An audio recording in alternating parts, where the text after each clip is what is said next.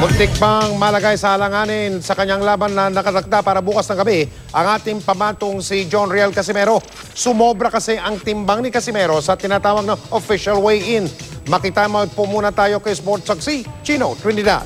To the Filipino Championship. Sa kanyang unang depensa sa harap ng kanyang mga kababayan, nagkaaberya pa ang defending IBF Light Flyweight Champion na si John Riel Casimero. Sa official weigh-in para sa IBF title bout na ginanap sa Pasig City kanina, sumobra ng 1.5 pounds ang tubong ormok na si Casimero. Sakto naman sa maximum weight ng 108 pounds ang challenger mula sa Mexico na si Felipe Salguero.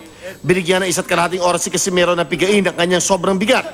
Matapos ang 1 oras sa loob ng sauna, nagbalik sa weighing scale si Casimero na hangad idepensa sa huling pagkakataon ng kanyang korona at matapos isasampa na sa mas mabigat na flyweight division.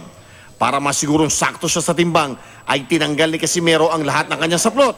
Kalaunay pumasok din siya sa takdang timbang. Abay, saya na ikaw, pasok na ka sa timbang. Opo. Pasok. Ngayon makakita kita. Pasok na pasok. Samantala, nakatuon naman ang pansin ng mga dumalo sa weigh-in kay John Yel Dapidran, na pamangkin ni A-Division World Champion Manny Pacquiao na sa edad 15 ay magpo-pro debut bilang special attraction sa main event ni Casimero at Salguero. Chino Trinidad Nakadutok, 24 oras. Mapapanood po ang laban ng lahi, Casimero versus Salguero, rito po sa GMA. Ganap na alas 10:15 ng gabi bukas po. Mapapakinggan din yan live, real time, sa Super Radio DCWB. Magbibigay daan yan sa drama series ng GMA na Katipunan.